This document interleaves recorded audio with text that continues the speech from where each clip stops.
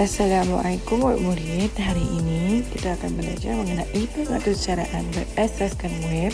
Itu subtopik 3.2 Bahasa Pengkrispan Pelayan Server-Side Scripting Language. Seterusnya adalah objektif pembelajaran. Objektif pembelajaran adalah menjelaskan fungsi laman web sebagai penghubung antara pengguna dan sistem dalam rangkaian. Seterusnya, mempunyai keperluan laman web antara pengguna dengan sistem dalam rangkaian. Yang pertama adalah sebelum laman web dibina, seseorang pereka web harus merancang terlebih dahulu bagaimana suatu laman web tersebut dipersembahkan. Hal ini kerana setiap laman web yang dibangunkan itu akan menjadi perantaraan yang menentukan cara pengguna akan berinteraksi dengan sistem yang digunakan. Yang seterusnya pula adalah laman web tersebut membantu pengguna untuk mencapai maklumat yang dikehendaki. Beberapa contoh iaitu pertama, laman web enjin carian, kita masukkan kata kunci carian.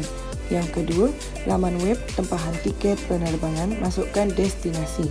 Ketiga pula adalah laman web belian atas talian seperti Shopee, akan memasukkan jenis dan jenama item. Yang keempat pula adalah laman web save, iaitu masukkan nombor kepenalan. Contoh yang terakhir adalah laman web Relate My, masukkan nombor kad pengenalan dan nombor daftar kenderaan untuk semak saman.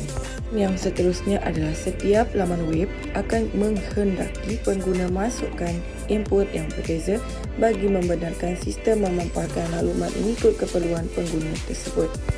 Yang seterusnya adalah pelayan dalam komputer server. Konsep pelayan server yang pertama adalah dalam analogi di restoran pelanggan, restoran ialah satu pihak yang meminta servis daripada pelayan restoran, iaitu pelayan ialah pihak lain yang akan memenuhi kehendak klien. Yang kedua pula adalah klien ialah apa-apa mesin atau proses yang memohon servis yang spesifik daripada pelayan. Selain itu, pelayan pula adalah mesin atau proses yang memberikan servis kepada klien. Proses klien dan pelayan ini boleh berlaku satu dalam satu sistem komputer yang sama atau dalam sistem komputer yang berbeza yang dihubungkan melalui rangkaian. Yang terakhir adalah pelayar web akan bertindak sebagai klien web, manakala pelayan web pula adalah sebagai pelayan. Yang seterusnya adalah bahasa pengkrispan pelayan. Definisinya adalah bahasa pengkrispan pelayan ialah program yang dilaksanakan di sebelah pelayan atau pelayan web yang melatari pembangunan web. Salah satu fungsi bahasa pengkrispan pelayan ialah mengakses data daripada pangkalan data, itu dengan cara yang pertama pengguna menaip atau memohon laman web untuk dipaparkan pada pelayar. Yang kedua adalah pemohon tersebut akan dihantar kepada pelayan web. Yang ketiga pula adalah pelayan web akan mencari laman web yang dikehendaki.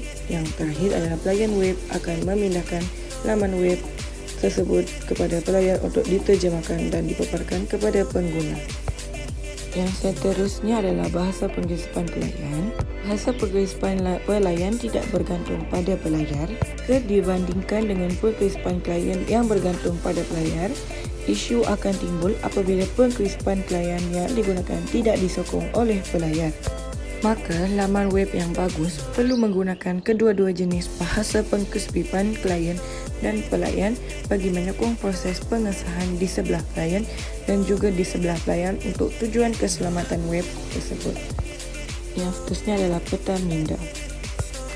Dalam peta minda ini terdapat kepentingan, konsep, contoh dan aplikasi yang digunakan dalam bahasa pengkrispan pelayan.